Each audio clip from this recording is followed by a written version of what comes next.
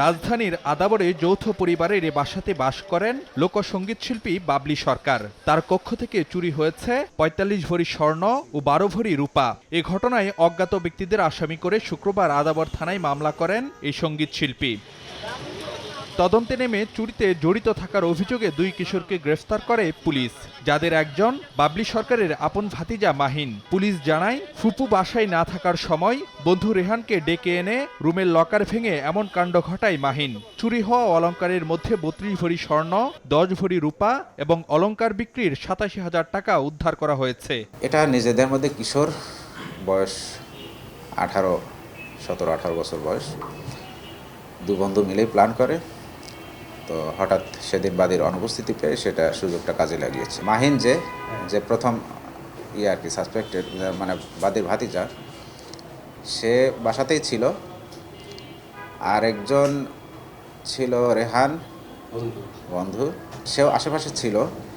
তবে মানে তার আত্মীয় স্বজনের মাধ্যমে ফোন করে তাকে নিয়ে আসা হয়েছে আর কি। ছোটো বয়স তো, তারা টাকা দিয়ে অনেক কিছুই করবে, তাদের শখের যত বিষয়গুলো পূরণ করা সেটা করার চেষ্টা করবে। দরজা লকার তারা প্রথমে ভাঙে, তারপরে ভিতরে ঢুকে যে ওয়ার্ড্রোবের মধ্যে ছিল সে ওয়ার্ড্রোবের লকারও তারা ভাঙে। বিষয়টি নিয়ে কথা বলতে ফোনে যোগাযোগ করেও পাওয়া যায়নি বাবলি সরকারকে। বাসার অন্য বাসিন্দারাও মুখ খুলতে নারাজ। আমি তো আপনাদেরকে জানাইতে চাইতেছি না। আপনারা যে জানাইতে চাচ্ছেন না, কেন এটা জানাইতে চাচ্ছেন না? কারণ এটা আমাদের ফ্যামিলির ব্যাপার ভাই, এর জন্য আমি জানাইতে চাই না। যার জিনিসপাতি হারাইছে সে বাইরে আসিল, বাইরে থাকার পরে আসিয়া দেখে যে হাই হাই হাই করা শুরু করেছে, চিকির মেটে উঠছে। কী হয়েছে আমার স্বর্ণ টাকা সব লুটপাট হয়ে গেছে। চারিদিকে পুলিশে ঘুরে পায়ে দেখলো, দেখার পর যে কোনো গিল টিল কাটে নেই, কিছু কাটে নেই।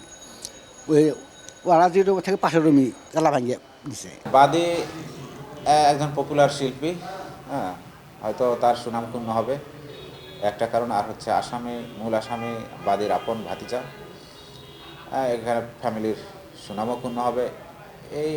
এইরকম ভেবেই হয়তো সে গণমাধ্যমকে এড়িয়ে চলেছে। মামলার তথ্যমতে গত ২৮ ডিসেম্বর সন্ধ্যা ৬টা থেকে ৩০ ডিসেম্বর রাত ১:৩০-১২টার মধ্যে ঘটতে পারে চুরির ঘটনা। ফারুক ভিয়া, রবিন, সময় সংবাদ, ঢাকা।